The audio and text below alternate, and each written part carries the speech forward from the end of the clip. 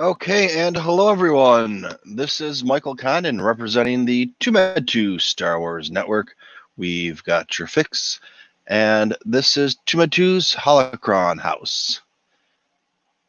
And right now we are on session 12 of the Star Wars: The Rise of Skywalker Virtual Dictionary, and we're going to be starting off on page 100. We'd started this a while ago, but then took a break when the art book came out because everybody wanted the art book. Well, I should say, mostly the patrons decide kind of what we do. I don't really have a lot of tiers set up or anything, but that's kind of one of the perks they get is I say, hey, you want me to do this or this, and that's what we do. So for the Patreon, we have Rural Farm Boy, Kylo Ren Flores, Kylo Customs, Mr. Rez, Chris from Kentucky, and Heidi Fetter. So thank you for those people for helping me bring this great content. In the chat right now, we have Pauline Harvey and Vader's Girl 21. Hopefully we'll get a few more people stopping by to join us, but we shall see. All right, so let me get this going for you right now.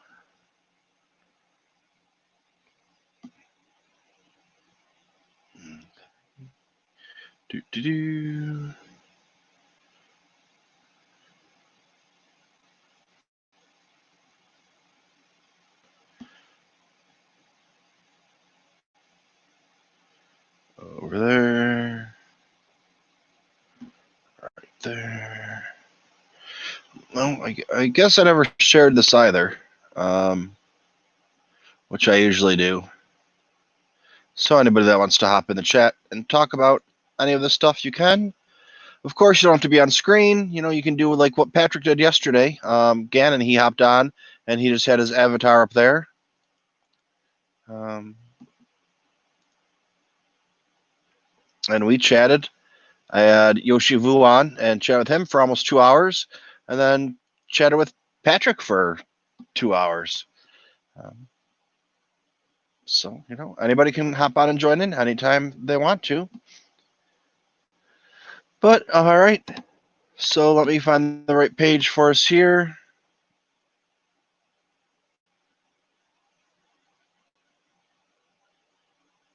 I believe that's where we are.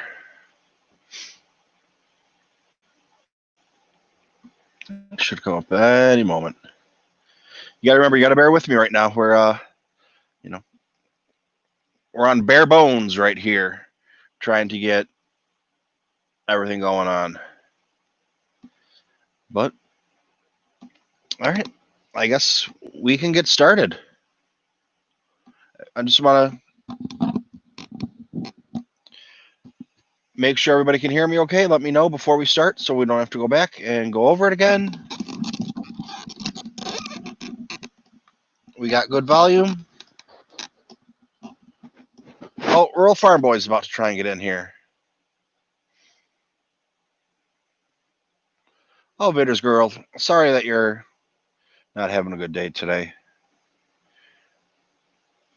I can sympathize with you. I have empathy for you when it comes to that.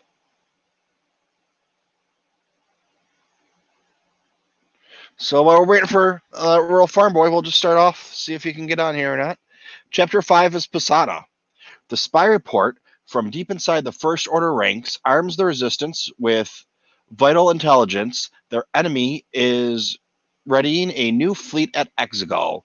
Reaching this ancient world, the unknown regions, is a problem, but the path to a potential solution can be found in the Jedi text penned by Luke Skywalker himself. Years earlier, he had been pursuing leads regarding the Sith Wayfinder that would point to Exegol, but that investigation dried up in the deserts of Pisana.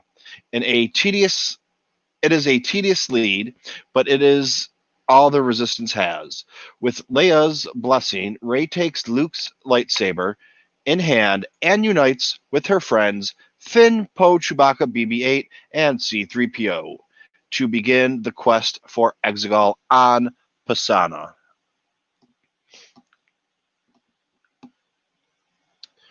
So yeah, I mean that's pretty straightforward. Everything we already knew. No new information there, but sometimes these books do give you a little bit of insider information that we didn't know about, or clear something up that we didn't know about, or just adds something. Every once in a while, you'll find a side character or behind the scenes character that doesn't even appear in the movie, and just a little added information. I'm not gonna say you need to read the books or the comics or watch the cartoons, but that little extra information does sometimes help. And sometimes knowing that someone who is not mentioned in the book, or I'm sorry, in the movie, might have a big role to play sometimes. But that's neither here nor there. And all right. So, all right, give me 1 second. I gotta get back over to here, and maybe.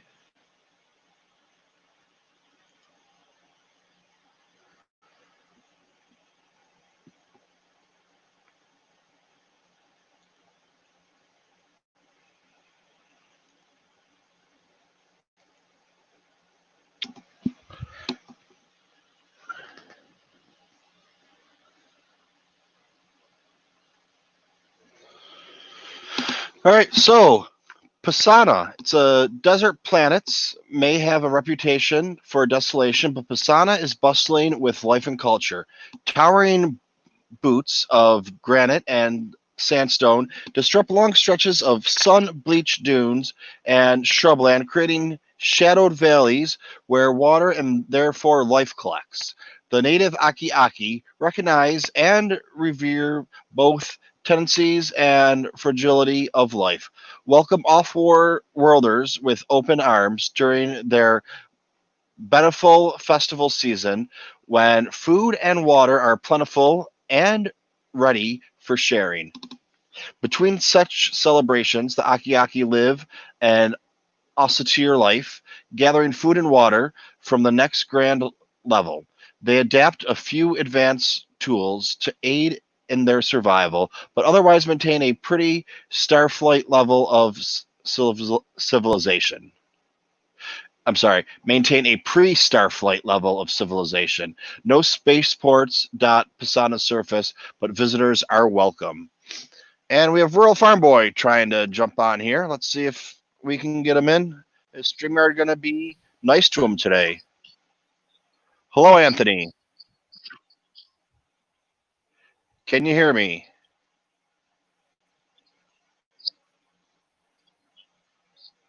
Are you there, Rural Farm Boy?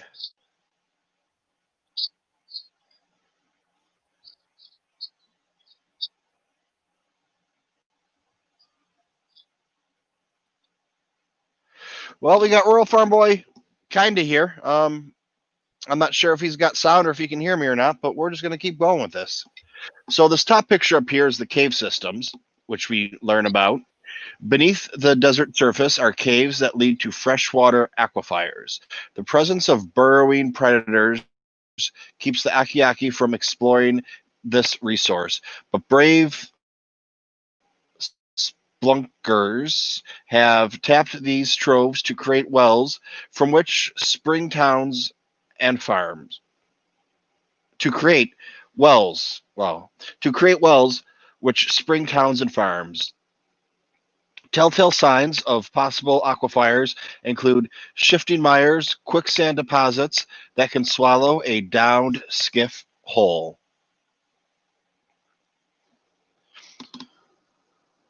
And then over here we see an Aki-Poki. This is an animal that might want to hang out in the septic tank sometime. It is it has tufts which aid in detecting wind direction. Ear canals radiate excess heat. Sensitive eyes vibrate along ears so that Akipoki can see sounds. Oh, they can see the sounds. Interesting. It's got a half-eaten thistle buzzer that it's munching down on right there. And the native fauna, it has inquisitive rodents. Akipoki have sensitive hearing and vision to alert them to danger. These furried cliff-dwelling creatures feed on thistle buzzers, gorpins, and other insects. Some Akiaki have domesticated them to rid crops of pests. And then the desert farming, a rare example of modern technology eagerly embracing the Akiaki, can be found in the dust grain farms they maintain. The desert wind of Pisana carries seeds and spores amid the cloud of blown sand. Using specialized electrosifters, a farmer can pluck these organic kernels from the silicate gust, dragging them into collection hoppers. The pole-shaped sifters also contain moisture evaporator technology, allowing a grid of these easy-to-maintain devices to turn a stretch of arid landscape into an irrigated underground garden known as a dust farm. The feedograss, what the hell is that? Feedergrass and temperamentia spores that grow in these farms from daily dietary staples for entire Aki communities. I mean, yeah, it says desert farmers on there, so that's you gotta learn how to feed your people somehow, and they learned how to feed themselves in the desert, so they're desert farmers. And we have the region is the Umbarkand sector, and it's an expansion region. The diameter of the planet is 11,135 kilometers, or 6,919 miles. The terrain is desert bluffs and dunes. It has one moon, approximately 500,000 Akiaki. No formal census has ever been taken. And you can see the wastes, the mountains, the Aki Katura farming community, which has a population of 3,000.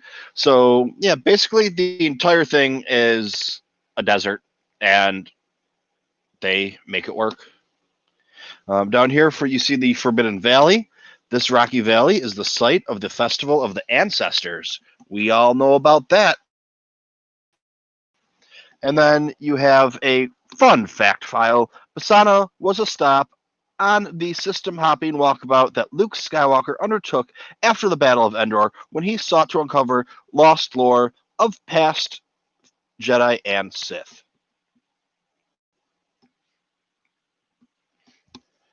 The First Order has no established presence on Pisana, as the world's meager resources are sparse population do not make it a worthwhile target. However, the influx of visitors for the Festival of the Ancestor warrants the dispatch of TIE fighters and stormtrooper patrols. So, the man coming up to bust up on the party. Oh, this is kind of cool. I flipped the page before you guys got the page flipped. Very nice. All right, let's flip the page for you here.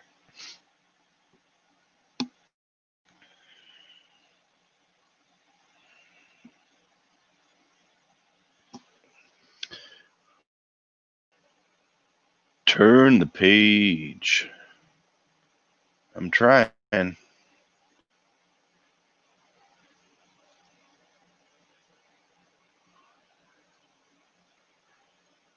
I'm trying to get that page flipping, turning going on here. Almost there.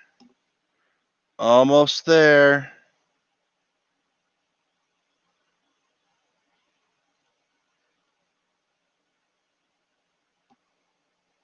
All right, and there we are. So the Festival of the Ancestors, every 2 years, which is a misprint in here because we know that it's every 42 years in the movie. So that's a little misprint, a little editing error in this book, which is kind of ironic because the last time they had this festival before The Rise of Skywalker would have been during Star Wars, because that would be 42 years prior. So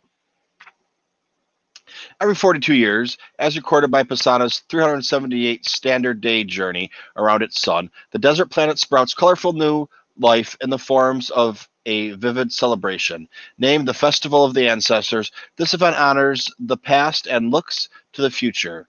Even a galaxy at war cannot stop this tradition, and the Forbidden Valley teems with more than 500,000 revelers. The native Akiaki comprise most of the attendees, but the event attracts all manner of species and cultures from surrounding sectors and beyond. The centerpiece of the festival is an immense circle of bonfires that serves as a symbolic portal to the ancestors, a gateway to the place where the Akiaki believe departed spirits live on.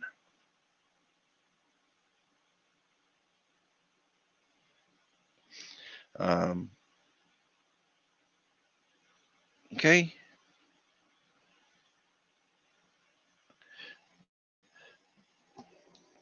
Then you can see over here, you have a Tails Merchant wear tree on the top. You have expanding isokinetic ball toys. We have those here on planet Earth. A long, long future ahead of them. I don't know what the hell that means, but all right. Sweet Mellow Candy Loops. We have accordion scarves, kern nut necklaces with rattling beads, decorative fans, Jasava seed rings, canvas wrapped wood for a firm grip. Very important to know he's got a firm grip on that canvas wood.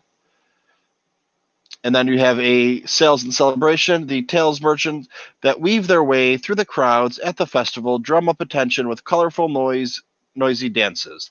Some carry food and jewelry, while others carry totems to serve as effigies to burn in the bonfires. A wide spectrum to handcrafted wares are for sale in exchange for credits or to be bartered for other goods. Most sales go to off-worlders as the tourists come lurking for a keepsake from the festival, as well as something to burn.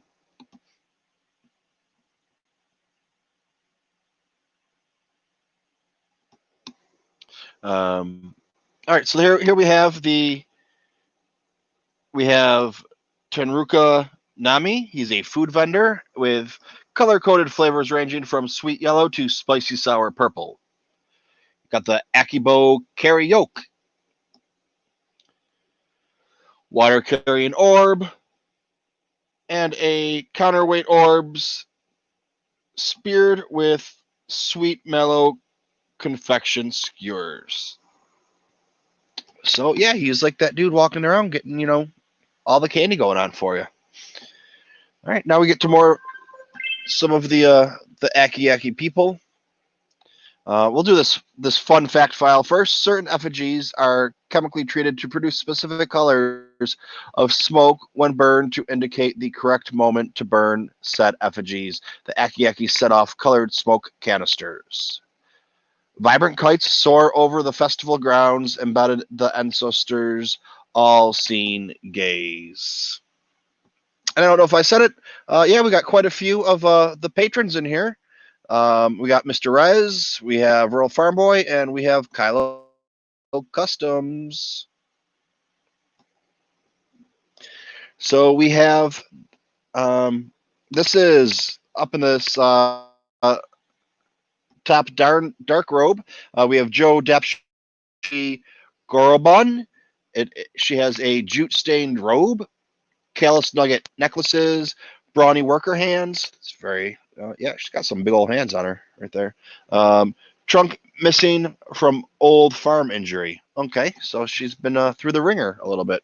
I guess literally. I'm going to guess that Nimba Gamma is a little bit younger because she has a teenage complexion. And Dayswood dyed fabric. We have Where She I do? How you doing? Trunks length with age. Okay, so that's why I guess the younger ones, the teenagers, don't really have trunks, and then they get older and they sprout their trunks. Maybe it's some type of aki puberty thing. Their trunks pop out. I'm not really sure. And okay, she has an ancestral aki effigy. The adult aki are easily distinguished by their double prehensile trunks extended from their faces. Oh, okay. See, I can read the room. I know what they're saying. They're a gregarious lot and gratefully peaceful, though they may have known strifes in the past. Their harshness of the desert climates eventually led to cooperation among the scattered clans, as the arid heat proved to be the biggest threat to their overall survival. Rather than concentrate in cities, the Aki keep to their desperate villages, but gather together to trade at set times in the calendar. And then you see over here, of the 500,000 festival goers, about 5,000 are intrepid off-worlders seeking a spectacle unique in the galaxy. I think if I was hanging out in the Star Wars world, and every 42 years there was a big old party, I think I'd want to go to that because that thing looked like a lot of fun. Looked like a Grateful Dead concert without all the drugs. Or maybe they did have drugs. I don't know. I wasn't there walking down the shakedown. What's the shakedown street in Aki land called? That's what I want to know. And me, I mean, if you guys would have known me back like in my 20s when Jerry had passed away, but the Dead were still touring, and I'd go to a Dead show, and dude, I got The Rise of Skywalker playing in the background, and they're at the festival right now because I started it when I started the book. So it's 22 minutes into the movie, so that's pretty cool. But yeah, I've been walking down Shakedown Street, and I'm this preppy kid. I've been walking down Shakedown Street, and they're like, cop, cop, cop, cop. So needless to say, I could never cop because they thought I was a cop. But anyways, let's get back to this book here. We have Jezba B. Isa, and so Jezba B. Isa is, I'm going to guess, the chick in the blue, and Fadarama Arda is the one in the red. Tribal guardians of communally raised children. Then we have Giston Tam. I don't know if that's a boy or a girl. Giston has a mischievous grin. And then we have Kazuki Segri. Smile from joke. She is eager to share. Okay, well, I'm going to go that's she's the girl. And then we have some hand-painted wall decorations, a mandible pincer double as cloak holder, and that is a sculpted Toby head, a wooden Toby rocker, wooden saddle can hold toddler. It has seams, detonates, opening of box toys. The Aki only grow their bifurcated trunks upon reaching adulthood. Young Aki instead have stubby snouts and eyes that are sunken in and around face of baby fat. They lose their rounded cheeks as they mature, leaving behind a more pronounced ocular orbits. Aki children are celebrated guests at the festival, for they represent the future.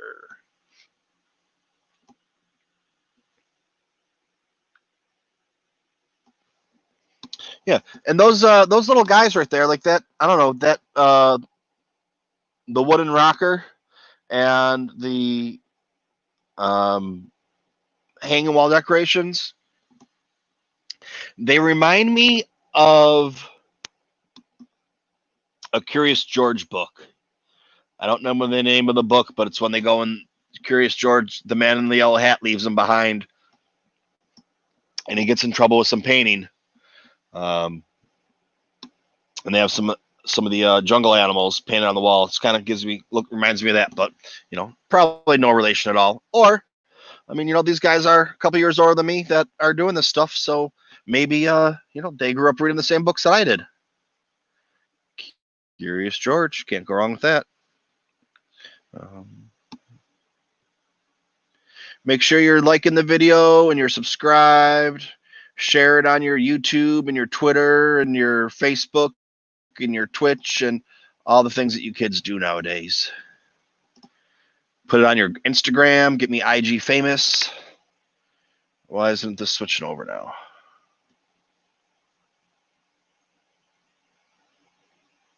I'm working on getting caught up on my calendar. I was a couple weeks behind, and then I had that issue with Facebook deciding that I wasn't a real person for like the 10th time in a row. And it usually only takes a day for them to fix my account, and it's been a month and a half now because an actual person needs to check it out, I guess. I'm not sure. And I decided, you know what? I'm just going to go back on Instagram and start making getting my calendar going. So I'm almost to June now. So still a ways behind, but we'll get through it. But all right, here we go. The Festival of Ancestors. The hospitality of the Aki-Aki is legendary, but the remoteness of Pisana and its lack of modern amenities ensure only the really dedicated or, in some cases, desperate make the trek to the festival. A lack of cities, hotels, restaurants, and spaceports on Pisana means off-world attendees have to rough it. Should the Festival of the Ancestors ever truly become a galactic spectacle, it could change the homegrown character of the event, but for now it remains a culturally distant Pisana tradition. And then we have some local enforcers here. We have Omi Twiloto and Dread Carino. He's a Karen. He's a guy Karen. He's got an armor of plastoid tiles wrapped in leather padding. Battery head with charge trode, enforcers, electropod, staff, leather strap for insulated grip.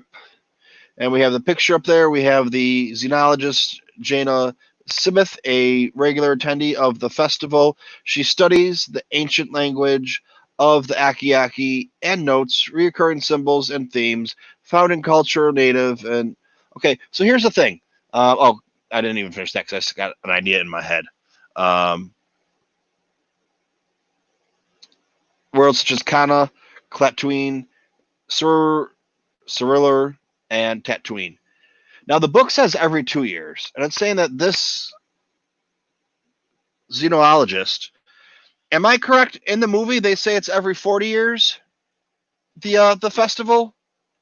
I'm going to rewind it here real quick and see what we got. Since I got it on the playing machine. Lando, how you doing, Lando? Let's see if they land there. But yeah, somebody double check with me and let me know. I thought the festival happened every 42 years, is what they said. But now the book says every. I went way too far back. The book says every 2 years, but I'm pretty sure it's either 40 or 42 years that they say in the movie. And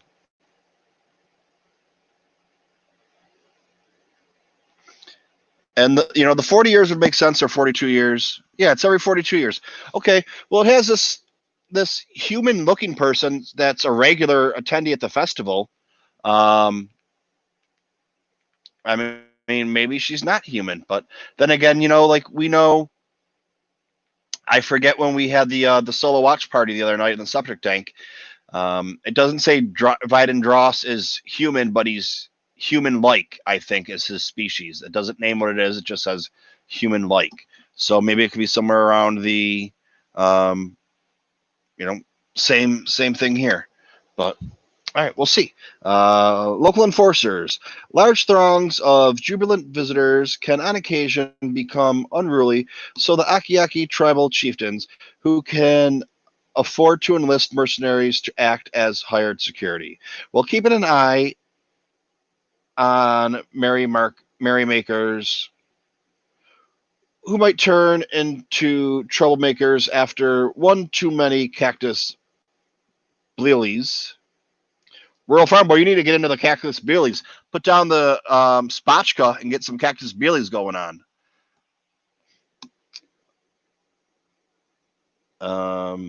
The anonymity provided by the crowds attracts fugitives and bounty hunters alike. Though Pisana's enforcers generally stay out of any altercations, they try to make sure nothing disrupts the festivals and that any violence is quickly contained. Then we have Zamboined Roro. He's got a pattern of the Jamtrine tribe. Festival goers. Oh, and he's got a lantern for walking stick for night strolls. Very important to know that he can go for strolls at night with everyone that's going crazy. We have Pisana often crawls with those seeking escape from the more traveled space routes, or, as it's most relevant now, these looking to avoid the First Order's harsh rule. The festival may be ruckus, but is ultimately a peaceful celebration of life and legacy. Thrill seekers may be drawn to the rugged terrain of the Forbidden Valley, while collectors of art and local crafts hunt for wares that they can sell as exotic rarities off-world. Then we have, here we go, Beggarall Moghair, and has facial wraps concealing that he's a wanted fugitive. Oh, we got a pretty lady over here. Selba Sarobia. Veil protects, elaborate Antarian coiffure. Jewelry is concealed holocam for personal protection.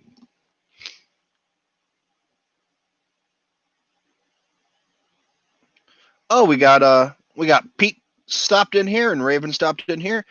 Pete has found me on Twitch.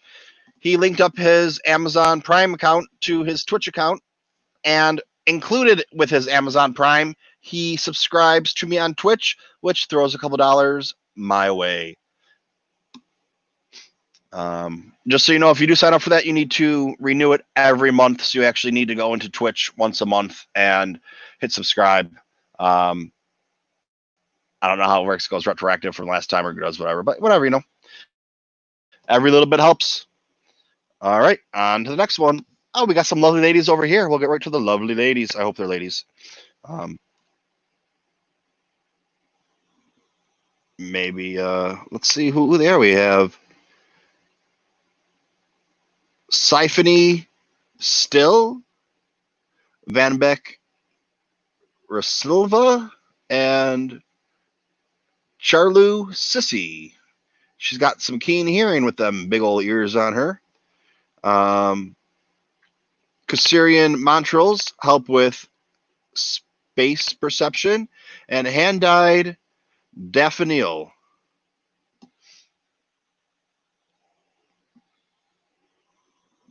All right. We have a triple rod rhyme Otilla Chimbles and has a sturdy wooden pole. Nickel silver low bell striking surface. Cloth wrapped handle and resonant paired zills on the Aki Jangle Death. And for music is central to many Aki traditions, and their oldest folklore is preserved in songs handed down over countless generations.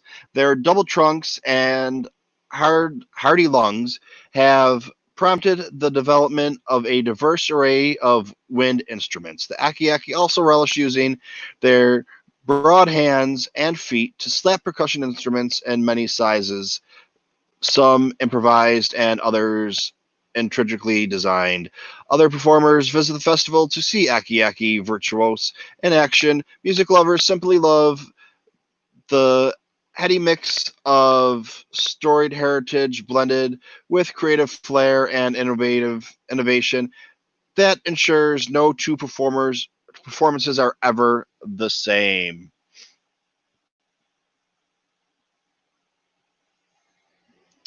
Okay, so we have a Stomp harmonium.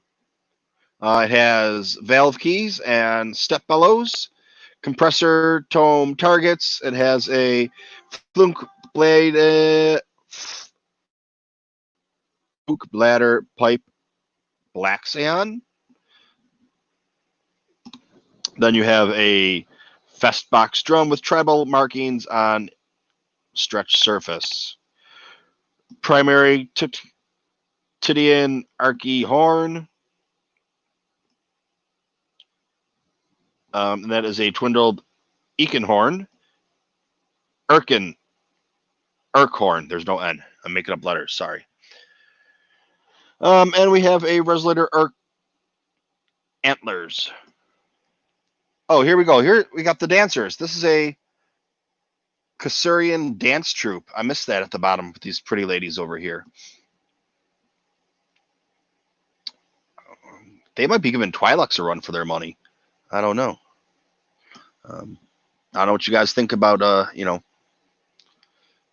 interspecies dating, but I'm all for it in the Star Wars universe. So maybe I'll meet one of these ladies sometime when I go to Galaxy's Edge. Maybe they're taking a trip from Pisana to Batuu. Who knows? Somebody knows. Maybe I'll know someday. And the Aki have a remarkable sense of rhythm, believed to be a byproduct of their trunks and foot pads having evolved to detect vibrations across desert floor. Ancient Aki hunter-gatherers developed a language based on percussive stomp patterns, which later evolved into traditional dance, courting, aggression, and storytelling that continue to be performed in modern festival. Aki are able to quickly fall into step with beats and can produce vast acts of seemingly spontaneous choreography in no time. Dancers from another world, including Twi'leks, Weekways, Fleen, and Kasurians, come to witness Aki dances for inspiration. And a fun file down here, as you're known, as many Aki creative expressions are there, cooking is slightly less highly regarded than other creations. The largest Aki dance, named the Lobha Mawada, is a centerpiece attraction of every festival of the ancestors.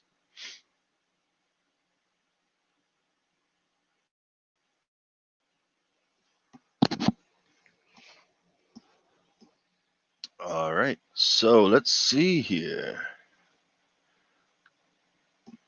What have we here?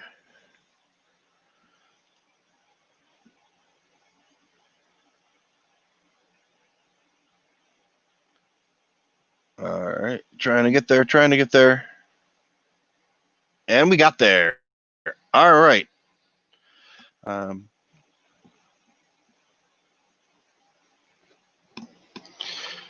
So we have the Hermit. I wonder who this Hermit guy is. I do like the collar on his. I don't know what we got there.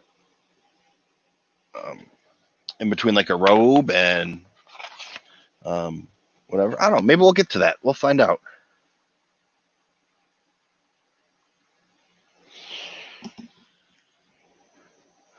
All right. The desert sands of Pisana can bury many a painful past, or so thought the hermit when he began his solitude there. Personal tragedy and the failure to find answers on the Aquarius quest led him to reside on the arid world.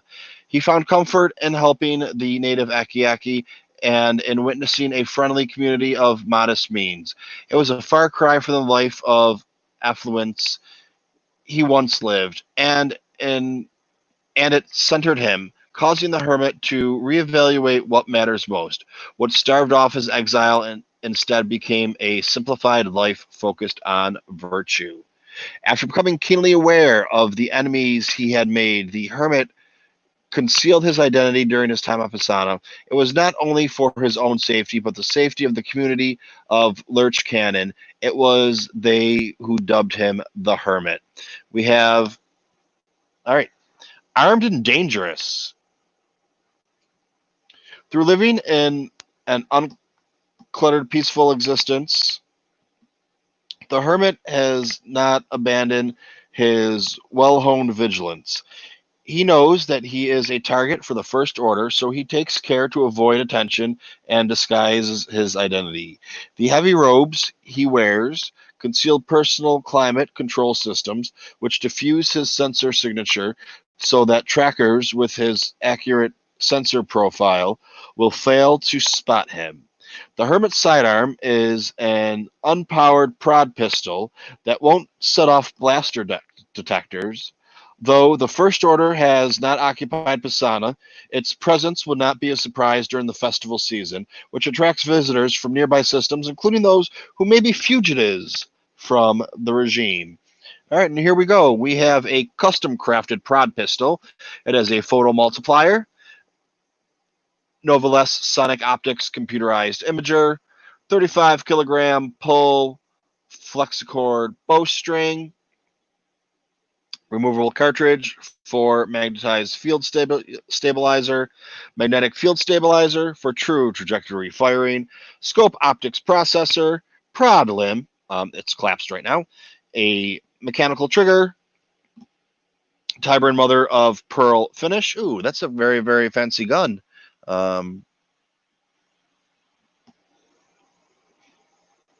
And yes, but Peter, I do agree with you that it is a sit crossbow, but in case we're ever on the same team, let's say for like trivia, because I don't know if you know this or not, but sometimes we do some trivia on the Scepter tank. It's just a little bit difficult right now with the computer situation and what we got to work with right now. So that's why we're doing, we're hitting the books and the toys a little bit harder right now. Oh, Rey just fucked up Kylo Ren's ship. Oh no, they got Chewie. Sorry, I'm watching the movie in the background. I just noticed that. Oh, Rey, look how strong Rey is. She's pulling that starship out of the sky like it's a Legends book. Maybe she's gonna marry it too. Maybe a moon's gonna fall out of the sky and kill Chewie. Sorry, I get a little carried away sometimes. Tangent time gone. All right, so the desert helps you forget. The Hermit. That's a little quote from him there. Oh yeah, Peter, what I was saying. If we ever played doing some trivia action, it's not a crossbow. It is a cross-crafted prod pistol. Make sure we got that under control. And if we're on opposite sides of the table for trivia or whatever game we're playing, go ahead and call it a crossbow. I'll take the points. All right, so the bolt for this bad boy, it has an aluminum. I'm trying to make up words like in Star Wars, and it's just a regular aluminum shaft. All right. It has a weighted arrowhead. And fun fact file here, the Hermit keeps his old yacht, Lady Luck, under an unmarked tent owned by an intermediary group. His prod pistol started life as one of his paired chrome-plated SC-14R blasters. Do we know anybody that has SC-14R blasters? Because it seems like we know this guy. I mean, they're talking about his back, his past, and everything. Finding the Hermit. The Resistance scrambles into action when a spy reveals that Kylo Ren is amassing a powerful force on the lost Sith world of Exegol. The Jedi texts amended by Luke Skywalker contain fleeting mentions of Exegol, including Skywalker's attempts to uncover more about the hidden world. This hunt had taken him to Pisana, though Luke returned empty-handed. Luke's notes make mention of an ally on Pisana who lives alone in the Forbidden Valley, not far from Lurch Canyon. Luke's cryptic text makes no mention of the Hermit's true identity.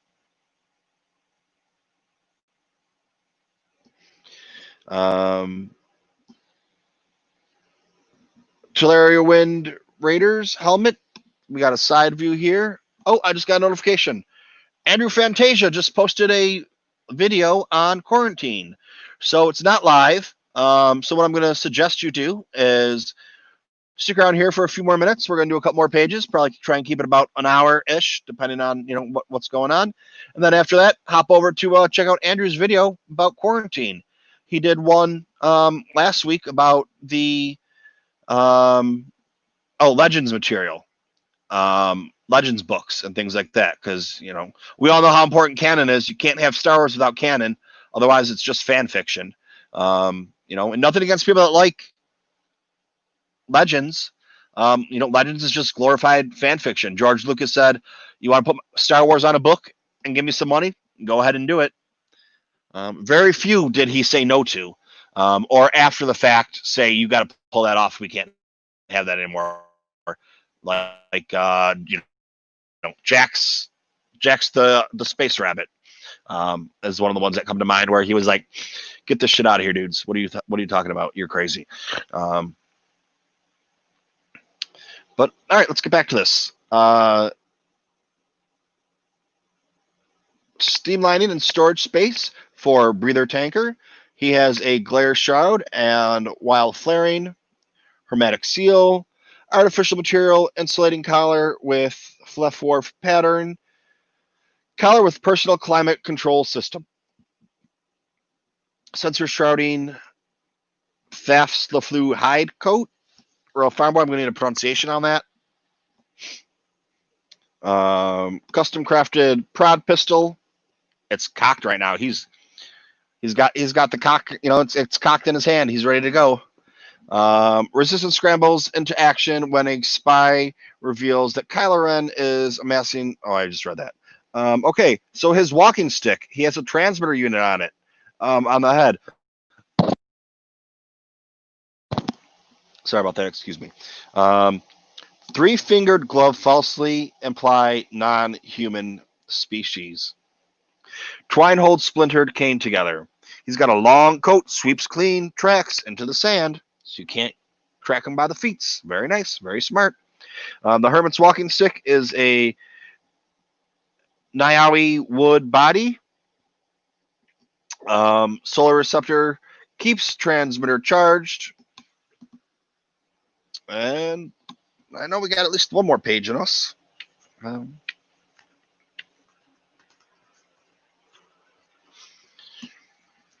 Maybe a couple more. We'll see. We'll see how it goes here.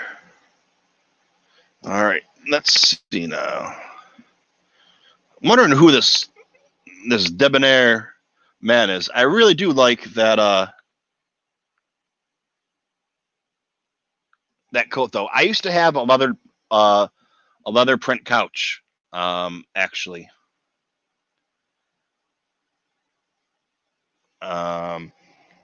I had it in North Carolina for a couple of years, and it lasted for a few years up here in the city. And then Danielle finally made me get rid of it. Man, I love that thing. It was beautiful.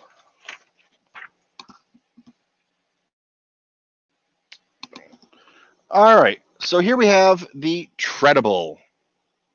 This is kind of a badass machine right here. It's just one big old tread. I'm probably wrong. They're going to be like, it's 38 different treads and whatever. I don't know. I guess, each tread would be its own tread, and then the treads would make the tract, I guess. I don't know. Maybe we'll find out. I'll just stop talking. All right, so here we go. Treadable. Treadables are lumbering transports that can venture across the hardening desert soil and shifting dunes of Pisana, which equal stability. Their sturdy, simple construction rely on straightforward mechanical engineering rather than advanced repulsors or direct field dynamics. The Aki based their treadables on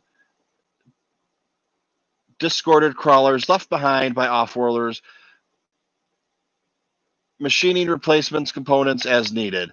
The treadables serve as roving market stalls, transporting wares or deliver along specific routes depending on the disposition of the driver or their need for credits. These privately owned treadables may also carry passengers.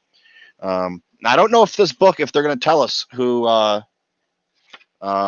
this gentleman is, but if they don't, it could be something along the lines of, spoiler, we don't find out who Palpatine is in this book. There's nothing that says anything about Palpatine in this book. And as we know, Palpatine's a big part of this movie. It could be that, along the lines of when The Last Jedi art book came out, they didn't have a lot of stuff in that book that they wanted to keep for spoilers that they put in the Rise of Skywalker art book. And they said that the reason that they didn't put it in that book is because they didn't want it to be spoilers. So maybe they left it out of this book to give us spoilers. And when they come out with a sequel visual dictionary or an updated visual dictionary that includes all the saga or the entire movies, that's going to be really freaking thick book. I'd like to see a 10-pound book or a 15-pound book, like I got that archive book that I picked up the other day. A 600-page movie book that just does all the sagas. That would be something interesting to get. Maybe they'll include Palpatine in there, but who am I kidding? If they give me any book, I'm going to buy it. They could give us a half book of this, and I'd be like, I'm going to pick up that half book. Maybe something's different. I don't have a problem. I just like books. Calm down, people. Okay. Damn. All right. So let's get going here. Flexible propulsion. A pair of continuous tracks envelops the treadable driven by large drum-like rollers at the front and back. A chain of 23 unpowered bogie wheels per track absorbs the weight of the vehicle, spreading across the track surface evenly in a manner that prevents the craft from sinking into shifting sands. The enormous drive wheels are split in the middle, permitting the tracks to be driven independently to steer the vehicle past obstacles. The gap between the tracks give the well-protected driver a glimpse of the surrounding environment, supplemented by an optical periscope. I'm going to read along all this stuff and then get to I'm going to go around the other way.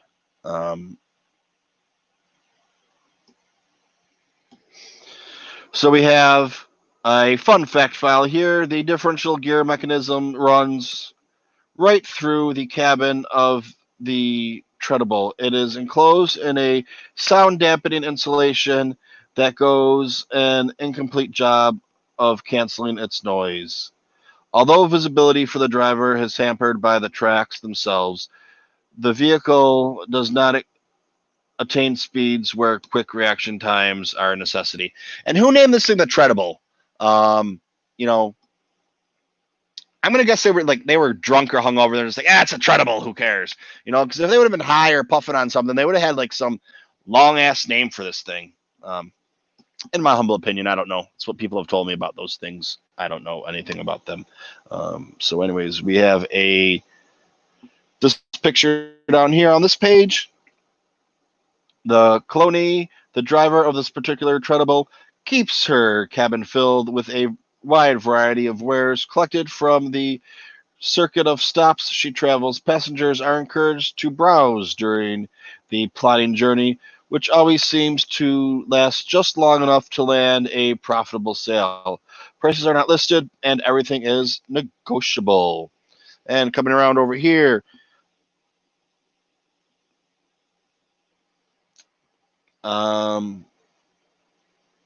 we have a rack can hold extra passengers during the busy season. Cargo rack mounting bracket on the treadable and removable cargo rack. So here we have the treadable itself. Front idler, bogie wheels, maintenance access panel with lavalier ventilation.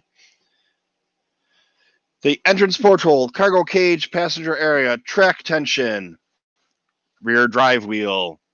And there's a driver station. You see this picture up over here on the, I just kind of went around the world on that one. Driver station, a simple optical periscope with an electric HUD of distance and directional information, keeps Cologne on Cologne. We're from, but we're going to need a pronunciation on that. Cologne.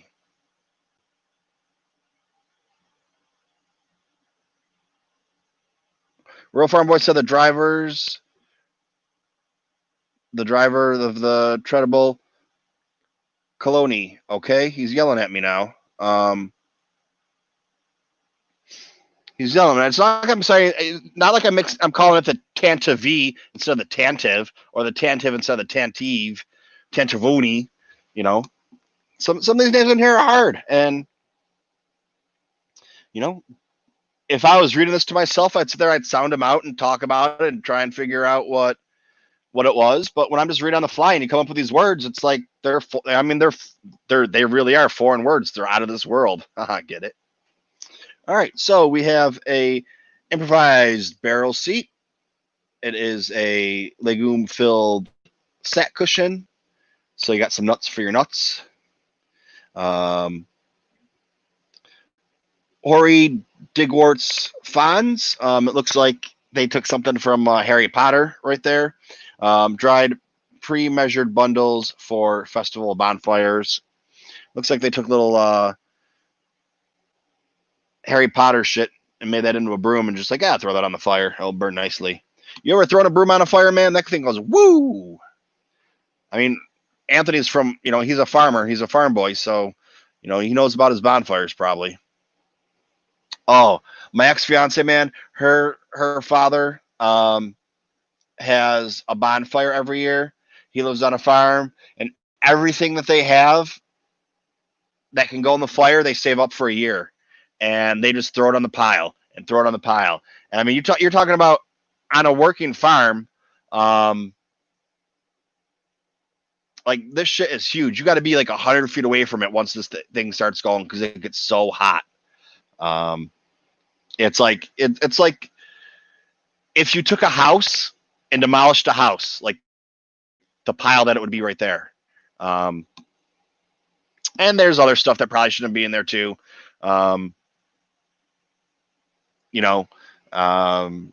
Things that make it extra hotter, like tires and stuff you probably shouldn't be breathing in, and other things and chemicals, and maybe a little bit of accelerant on there and plastics and stuff like that make it even hotter. But it burns really nice. Anyways, get back into the book. Festival wares. The Festival of the Ancestors is a busy time for... Oh, I lost the name on there. Cologne. Since her treadable is in high demand for transit duty, riders often barter goods for passage, which Cologne then sells to other passengers for profit. Flint ring figs. We got a fruit sack over here. We have a bundle tarp, reed twine wrapped.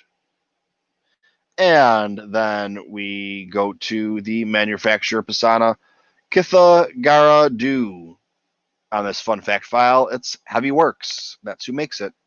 Pisana Kitha Garadu. It is a metal DN25 treadable. The affiliation is independent, so anybody can have it, whoever's on there, because they're not really on the side of anything. Don't tell me what to do, dude. This is my say. I'll stop this book right now. I will stop this book right now, and we will not go on any further. Do you understand me? Be nice to your sister. Oh wait, sorry.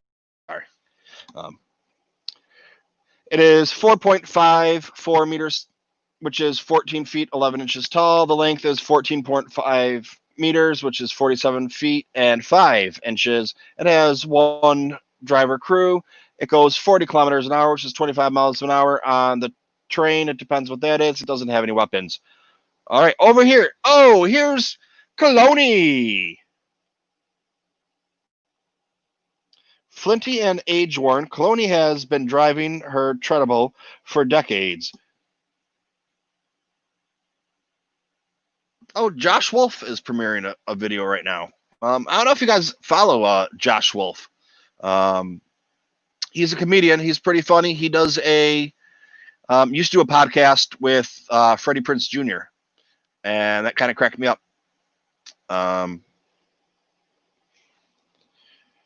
She is most comfortable in her driver's cabin speaking to passengers, either through a decrypt loudspeaker or by opening a sliding slot in her door. And Anthony, that data file was for the treadable, not for Cologne. And the treadable is 4.54 meters tall, which is 14 feet 11 inches, and the length is 14.5 meters, which is 47 feet and 5 inches long.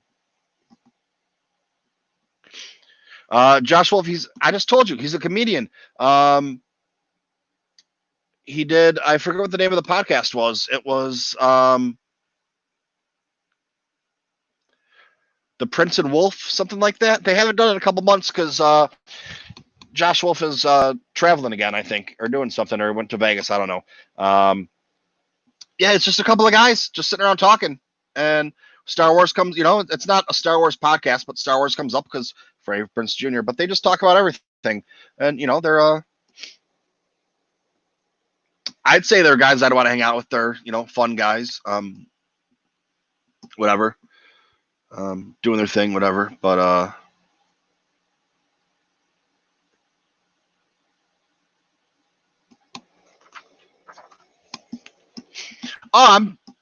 these are just the only reason I'm telling you these things are because these just popped up on my computer that they're being shared. So I was assuming that you guys heard the little ding or the buzz or whatever it was, and it was my my YouTube let me know that it was being shared. And I think we're going to do this this cross section that we have here of the treadable, and we're going to call it a day after that. Let's see how much more we got left.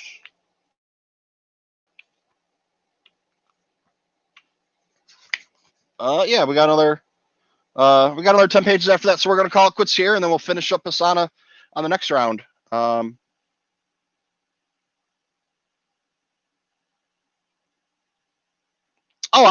Pauline, it takes a lot to offend me. I'll just letting you know.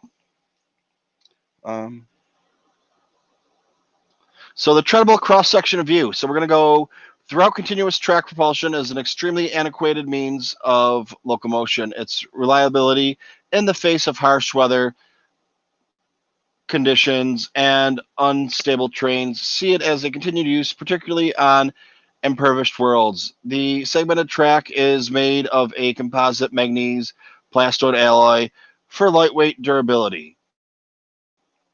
Spare track segments fill a repair hopper aboard the treadable to replace any broken treads that would otherwise strand the vehicle. The durable tread crawls over most obstacles and gaps the terrain, letting the vehicle cross uneven stretches that would challenge any lesser vehicle. Care and maintenance. The unpredictability of Pisana's terrain can lead to complications for the track system. A break in any of the track segments would lead to loss of mobility, so treadable operators must by necessity be trained in the repair and replacement of all aspects of the drive system. Dust contamination on the massive bogie wheels is a constant annoyance, necessitating regular lubrication of the axles and the drive transmission. The exposed cabin and ventilation levers.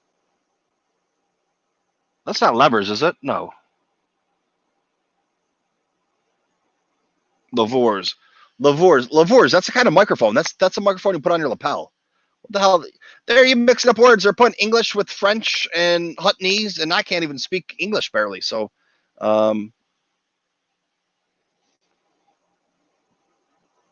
keep the engine from overheating in the desert sun. And then this last little bit of information we have up over here. The drive wheels at the rear have large sprocket for digging into and advancing the track. Under most conditions, the idlers of the front are empowered in circumstances requiring the front wheels can also be motorized, particularly useful for when the treadable needs to reverse steering is archived by turning one drive wheel at a different speed than the other. The resulting differential in track movements turns the treadable to the left or to the right. Louviers. Booviers. All right, so here we're gonna go across the top, then we're gonna go across the bottom, then we're gonna go back over the other side to the top, then we're gonna come over back around the bottom, and that's gonna call it the day for the Louviers on here. All right, so we have a axle access cap. Just kind of looks like what most things have, but anyways, drive wheel in the rear. Okay, track outside link. Then going down, we have a driver's periscope, and there we have the one and the only Cloney hanging out there. And Cloney's cut in half too, so maybe we'll get an anatomy lesson. I don't know.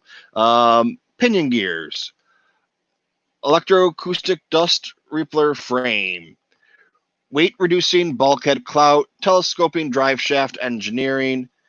Tumbling gear is kept lubricated to prevent dust contamination. Oh, I just went all the way across. Sorry, that's what I was going to do. Sound dampening bulkhead. We have a blower panel, can redirect engine exhaust to clear sand. Gear is free spinning in either direction. Heavily bolted hub. Differential junction. Drive shaft to front wheels. Rubber coated steel track. And we go all the way back to the beginning on the bottom of the page on the other side now. And we have axle access crown nut, lubricated reservoir, Cloney treadable driver, track tensioner, track bottom roller, Suzuka Corporation BHY 2600 engine, collapsible rung steps, power cell bank, sliding cage door, service step rubber band, service step running board. Items priced to move are kept near the exit as impulse buys, kind of like the stuff that they put out at the supermarket for you. Items, and then we have, the Hermit right there. Then we have a front idler bogie, a sprocket tooth. Individual shoes can be replaced without dismantling the whole track. Bogies can turn in opposing directions to steer treadable with disruptive torque. Real farm boy, don't be bothering Pauline in here, okay? I don't want to have to ban you again. All right, so we got I was like, maybe we'll just finish this off, but there's another 10 pages. That's going to be another hour. I don't care. I can go for another hour if you guys want me to. Tell me what you want me to do. Tell me in the chat. You want to come back tomorrow or one of the next days this week and try and get this done, or you want me just to finish off this chapter today? Because I will tell you right now, before we make that decision, this next page, we find out who the Hermit is.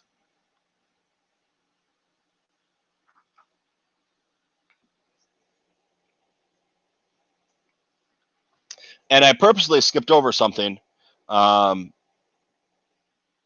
too. But you know what? Let's just go on. I'm going to go on. If you guys don't want to stick around, you can watch the replay later.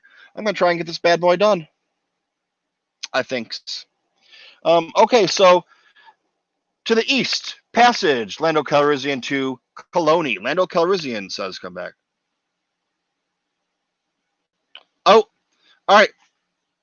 We've only had one person say come back, so come back. We'll try and do tomorrow. Gotta, see what life has to bring.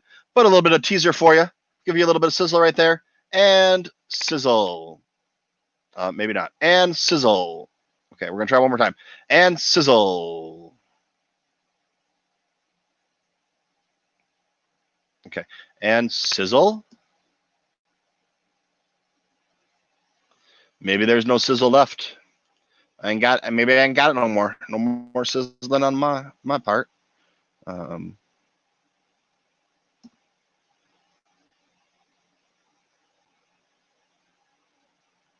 No sizzle left.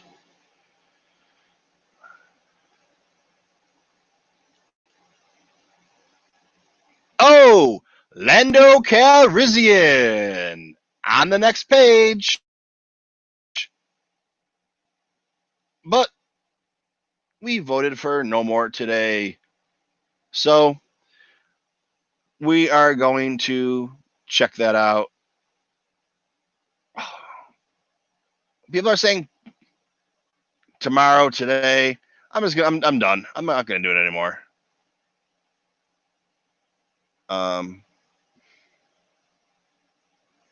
Yeah, I think that's it for the book. For today, I'm going to put my little paste mark in there. We're on page 114. We got another. Tomorrow might be a little quicker. I mean, we did. It depends how much I talk, what's going on. Usually, if I have someone else on here with me, it takes a little bit longer because, especially if it's Rural Farm Boy, because we argue about whatever. Because, he sometimes, he calls it the Tantive 4, and I keep telling him it's the Tantive V4. I don't know why you keep doing this to me, but I just want to say right now, I'm not trying to preach to anybody, but just stay out there, be safe. There's a lot of freaking idiots out there. I know there's some people in my in my feed, couple of podcasters that are freaking morons. They're like, my social liberties, my liberties are gone because I have to wear a freaking mask. Dude, go fuck yourself, really. I mean, like, seriously, I'm not trying to start any shit, but like, really, like right now, the latest report that just came out, who's doing good right now? New York, New Jersey, Connecticut, Maine. They're the only people that don't have cases going up. They're actually going down. You take the rest of the country, and they're not even staying even. They're going up a lot, or like double or tripling. Like Florida went up 19%. I think it was something crazy like that. And the cases that are, we're just, we've been freaking locked down I'm going to go on my little soapbox now. We've been locked down for 3 months, 4 months. And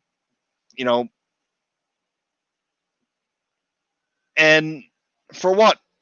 For nothing, because as soon as we say, okay, we're going to open back up, just wear a mask and stay away from people and, try and, use some freaking common sense. Everybody goes out to the beach with no mask on and in restaurants and sit on each other's laps. And, I mean, if I can't go to the strip club and get a lap dance, you should be wearing a mask so that I can someday, very soon. I mean, that's all I'm going to say about the matter. All right. So, just be nice to people, be respectful, and don't be freaking morons. Yeah. I guess that's about it for today. But yeah, like New York, I mean, New York still has really high numbers, but right now there's only 800 people in the hospital in New York City, and the surrounding areas because of COVID or COVID-related illnesses, which, it used to be 20,000, a month ago or 2 months ago, or whatever it was. The height of it, there was 20,000 people. So it's like, listen, New York sucked. It was locked down. 25% of the people here are on unemployment because everything had to close down and whatever. So it really sucked. But now we got our act together, and you would have thought that the rest of the country would have seen what a shit show New York was, because it took so long for them to catch on and start putting all these things into place. And they were just like, oh shit, it's really serious. We need to buckle down and get shit going on. And then all of a sudden, okay, life sucks for a while. We can't go out. We can't party. We can't do anything. We got to sit at home. We have to have restaurants deliver our drinks, which is really bad because it was expensive. But and then all of a sudden it's like, oh, things are going down, and when they opened stuff back up, there was a little spike, but that narrowed back down because we're policing ourselves. And the other day, I went to go walk the dog, and I forgot I didn't have a mask on, and somebody looked at me like I was crazy because I was walking outside without a mask, and I was like, sorry. Do they know why I'm saying sorry? No, but I forgot my mask. And I went back in the house and I grabbed my mask and went back out for another 3 minutes so she could poop. But I try and be respectful of people if I see them without a mask on, because maybe they just took it off for a second because they were having a hard time breathing. But the bullshit of, oh, it depletes my oxygen levels. Really? My dentist can wear a mask all day long. Doctors and nurses can wear masks all day long, and you can't. You know what? I might have had COVID, might not have, because I couldn't get tested. We don't know, because I'm in New York City, and there was people that were dying from it that it was more important they got tested.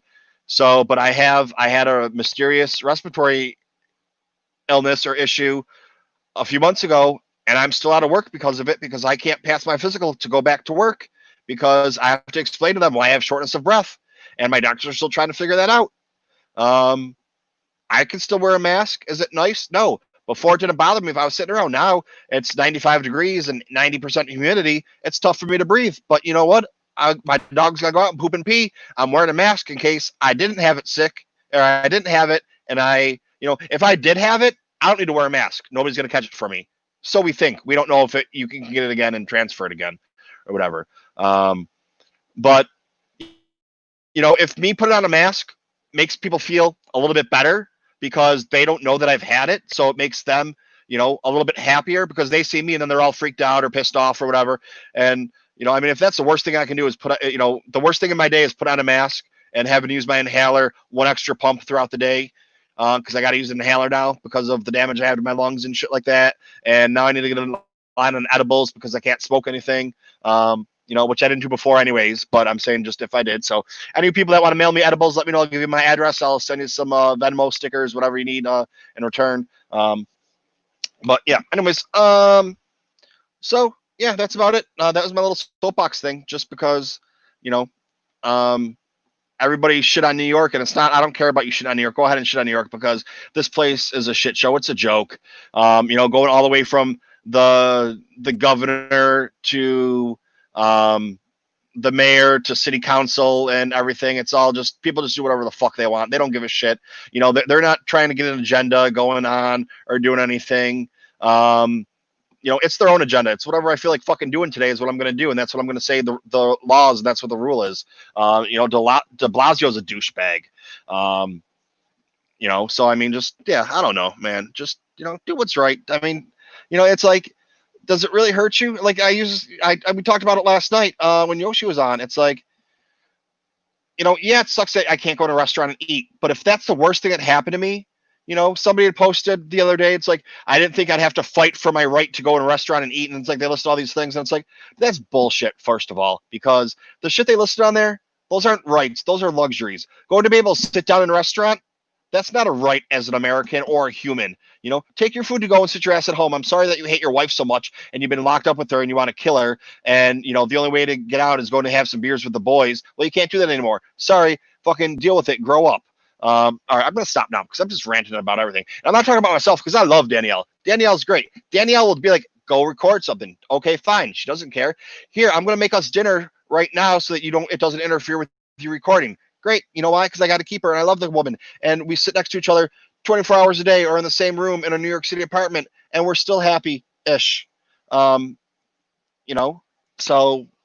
yeah, dude, just shut up, put a mask on, and deal with it. I mean, it's my right. You know what? It's your right to drive a car drunk. But if you get caught, you're going to go to jail, and you deserve it. It's like, yeah, I don't know, dude. I'm going to stop right now because whatever, man. Okay. So anyways, we got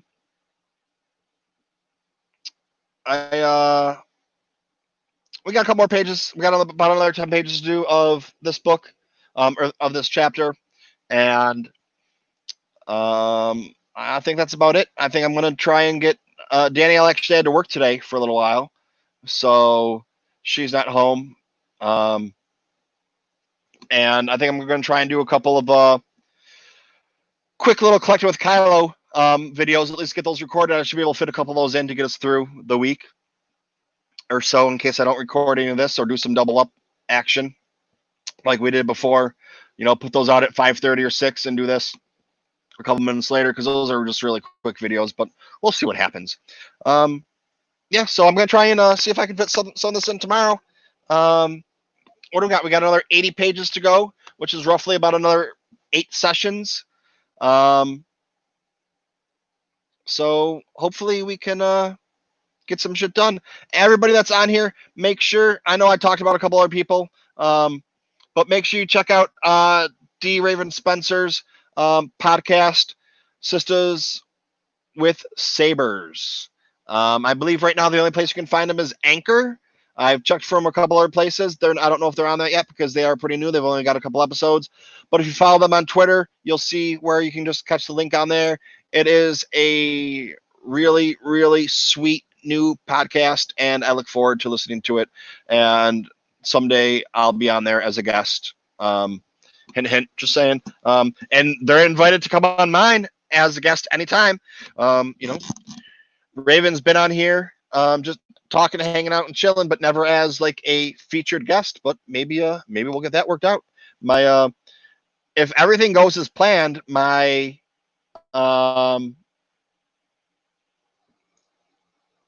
August is booked already for featured guests. I'm not saying what it is yet, but there's kind of a little theme going on for August. So a couple things just need to be finalized, and then we'll get that done. My next 2 weeks for guests, I have a few people that are lined up. Well, I shouldn't say they're lined up. I have one person that asked me if they could come on either next week or the following week. And I said, yeah, just let me know. I have someone else that I invited to come on, either, whatever's available.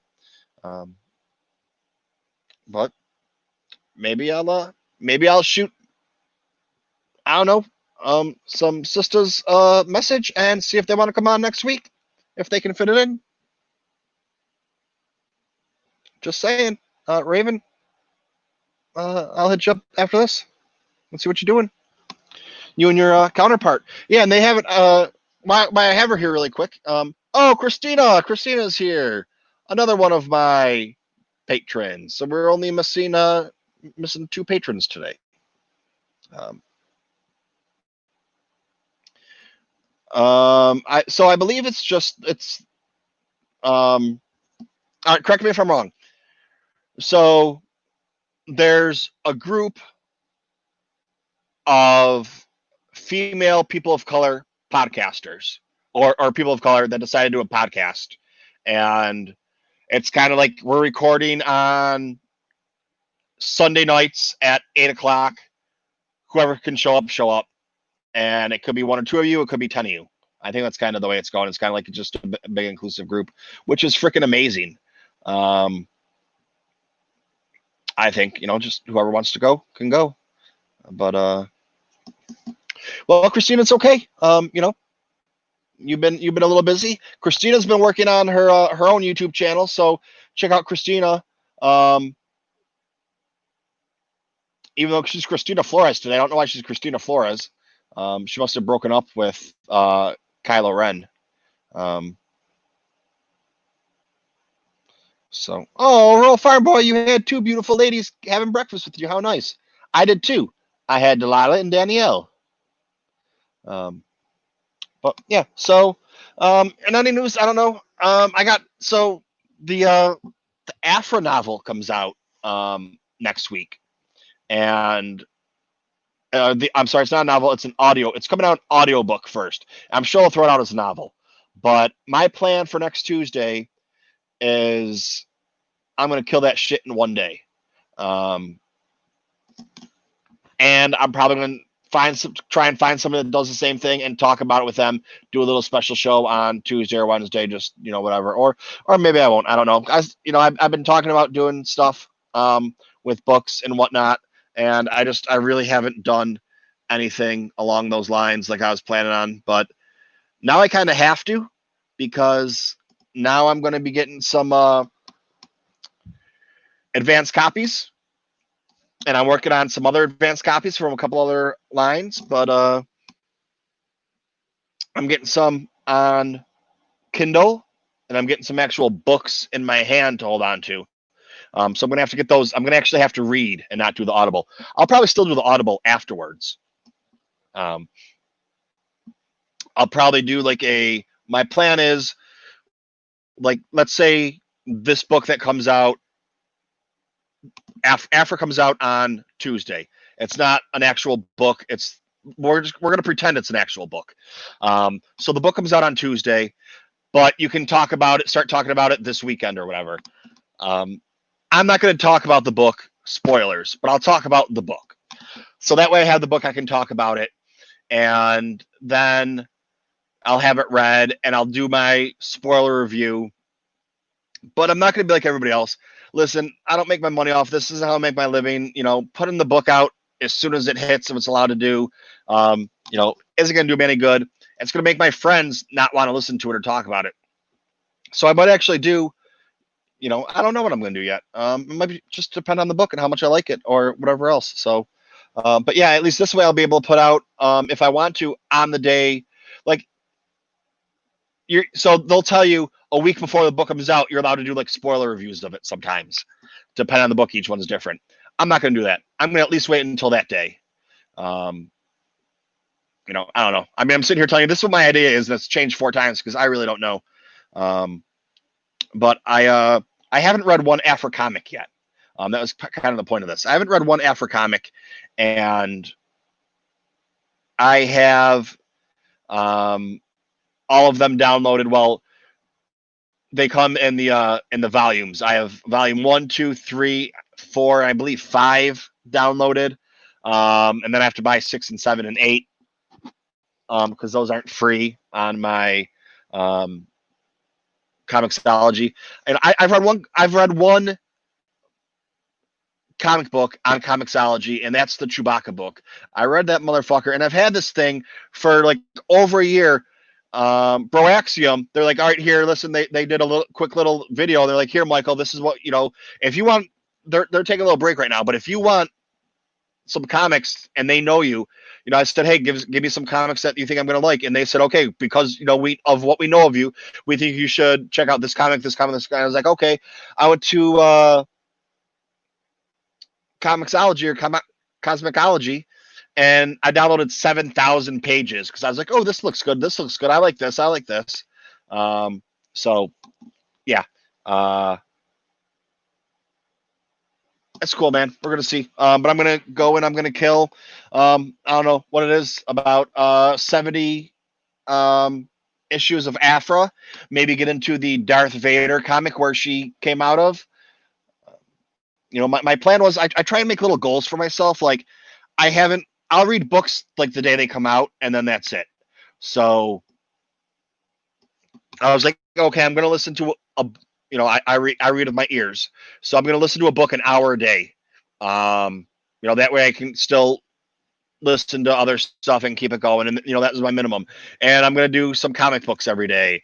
And I'm going to do this. I'm going to do that. And it's like, well, if you add all that up, an hour of reading, an hour of comic books, an hour on Twitter, keeping up with everything, an hour on Facebook, doing either like this video or recording or editing, you're up to a full-time job by now, and shit, I don't make that kind of money. But yeah, we're going to have to see. And then things like today, I've been doing really well with my podcast playlist, and it's been pretty full. But then you get like today, Danielle's gone. She had to go to work. So what did I do? I watched 3 movies.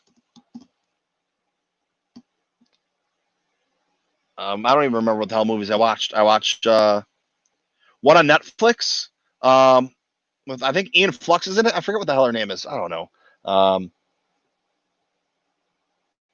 About Warriors. It was pretty good. It was dope. It was for Netflix. It was amazing. There was a Netflix movie that came out a little while ago. I forget what movie it was. And people raved about it. It had, I think Thor was in it.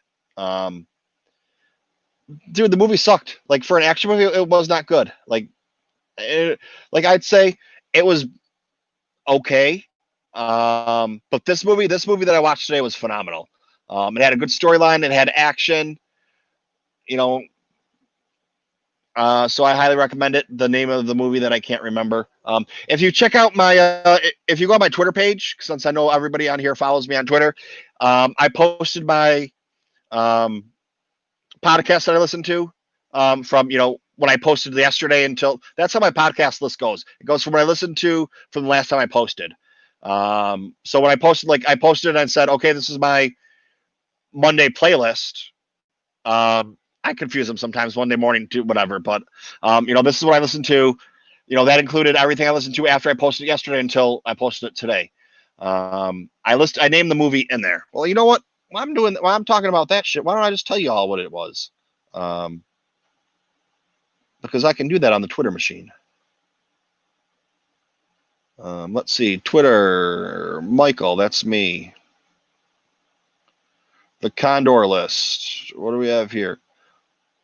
Oh, and everybody, it is Conor McGregor's birthday, everybody. Everyone wish Conor McGregor a happy birthday. Okay, we have, what did it say? Oh, trying to find the motivation to record. I was going to record some of the Collecting with Kylo videos, and if I have a book or two, some Holocron videos, and I just didn't feel like it because I watched The Old Guard on Netflix. It was pretty good. Then I watched something else. Maybe my friend with an eye patch came over and brought it for me.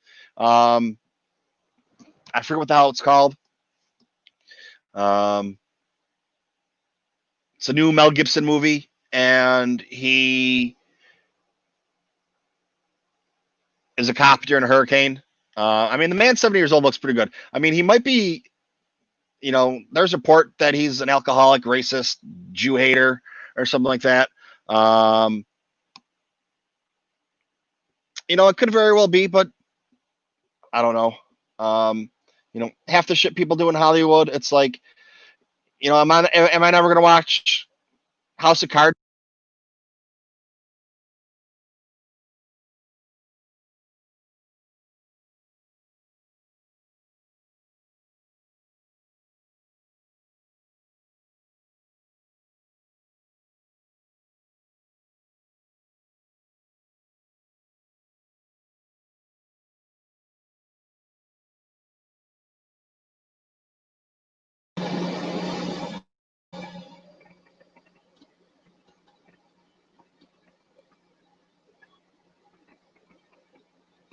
All right, I don't know if I'm back or not. My headphones died on me because I never charged them yesterday after my 2 really long streams. But the way I look at it, it's like, I don't know, maybe I'm wrong. And if you think I'm wrong, let me know. There's sometimes like actors do stupid shit just like people, but I still watch their movies because it's on Netflix. I don't know if it really makes a difference views wise if I watch a Mel Gibson movie or not. Or Lethal Weapon's a great movie. If me watching his movie that he made 30 years ago, I mean, is he going to make any money off of that if I have it on DVD? Or Kevin Spacey's a scumbag, douchebag, fucking pedophile. Maybe if I don't support the new stuff he has coming out, okay.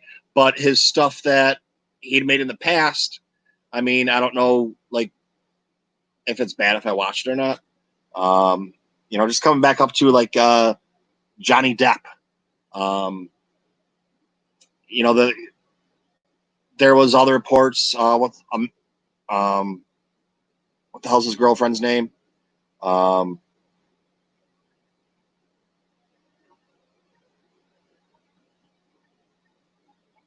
Yeah. My headphones died, so that's what I turn off. But yeah, so it's like I don't know. This is where like maybe this is somewhere I need to grow and need to like draw the line and be like, I can't listen to these people or watch these people anymore. If I heard him doing it or saw him doing it, that might be a different story than hearsay or somebody did something. I don't know. That's where it's like, we all have room for growth. And if me being a better person means, not watching this thing, and because a news article comes out that Johnny Depp, and I think her name's Amanda Heard or whatever, something like that. He was in love with this bitch, and she used to beat him, and almost cut off his finger or whatever. And according to now the reports that are coming out, a year or two ago when this came out, it was like Johnny Depp's a piece of shit. He's never going to work again. And Disney got rid of him and put him on. Now they have what's her name coming in to do Parts of the Caribbean. Is it Caribbean or Caribbean? Kind of like at AT&T. It depends on how you're using it. But it's like, okay, cancel Johnny Depp. That's part of the cancel culture right now. And then it comes out like this lawsuit going on that a lot of the pictures are staged. If you look at them, and she was batshit crazy, and like a lot of times when he was getting in trouble for shit, he was just defending himself. So I don't know. I don't even know what I'm talking about now. I'm just rambling on because if you go back and you look at like I used to say a lot of stupid shit and did a lot of stupid shit, and I'd post memes because I thought they were funny. And when I look back at it, maybe I should have, and maybe they weren't that funny. I'll be honest with you. Something came up today on my Facebook page, and it was a meme of Bruce Jenner in a dress taking a pee, and it says, "I'm leaking tranny fluid." And that's like one of the things where I was talking about with last night. I had a person of color on, or a non-white person, and I said it's like, there for racism you have a capital R and a small R. The small R are like little jokes that you make, or stereotypes that aren't really affecting anything, or aren't really harming anybody. It's funny. They're jokes because there's really no malice involved in it. And the capital R is like shit that people say because they have hate in their heart. Or they're talking about somebody, they think they're better than someone because of their race or their religion or whatever. And that shit's just wrong. But I guess it just gets back into, I don't even know where the hell I'm going anymore. I'm just on my fucking soapbox just talking for my book. And it's like the whole cancel culture thing. People fuck up, people make mistakes. Sometimes they make jokes and they're inappropriate. I don't know. Just if they don't do them anymore because someone's like, hey, you know what? That really is offensive. Or, maybe you shouldn't say that because of this or that reason. But just think of something like, you talk about it now. Blazing Saddles never get made today. One of the best movies in the world. And the whole point of Blazing Saddles is showing how racist Hollywood and people are. So it's like people that want to cancel. We have to get rid of Gone with the Wind. Gone with the Wind is a little bit different, but it was also, it's also an 80-year-old movie. So it's like, why, like if you know about the movie and that they use certain words in there, or you have works of literature like Huckleberry Finn or Tom Sawyer, or whatever it is. And, they use words in there that we wouldn't use nowadays. But when the book was written, those were common words. That's how you talk to people. So, getting rid of words like that, taking them out of the book and, changing them. I don't know. As a white person, I don't say those words. And this is where I get in trouble because I say, nobody should be saying words like that. And I know it's a cultural thing. Or a regional thing, but it's just no one should be using words that are derogatory to another person's color or sex or whatever. So like now it's okay for people that are not straight to say queer. When I was growing up, if you called somebody a queer, it was an insult. But now it's okay to say, just as long as you're not being derogatory about it. But that comes up to, if I walked up to a bunch of queer people and called them queers, would they find it offensive? But if I'm talking to my friend who's queer and I call him queer, is that okay? Does that come into the same thing, like I was just saying with, the big R, little r, and, one's more of a joke, one's more of a way of describing it, or is the way of taking a word back that was once offensive, and now we use it with each other because we're taking it back. We're not going to let you be offensive anymore and offend us. So I don't know. I'm just rambling on about nothing. I'm probably going to go before I get myself in trouble. But all right, folks. I hope I didn't rant too much or rave too much or offend anybody. If I did, let me know. Let me know what I said wrong. DM me. Let me know if you agree with me or disagree with me. Is my thinking skewed? Is my thinking off? Because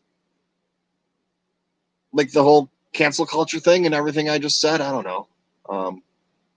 But with that, I say good day. May the force be with you always. That's nothing but love in my heart too. I'm not trying to piss anybody off or offend anybody. I just started talking and got going. So, if my girlfriend was here listening right now, she'd probably be pissed, be like, you can't talk about that stuff. It might upset somebody. Well, I'm sorry. I didn't mean to upset anybody. If I did upset you, let me know. We can talk about it and figure out why, or what I can do to be a better person. With that, I say good day. May the force be with you. Once again, peace.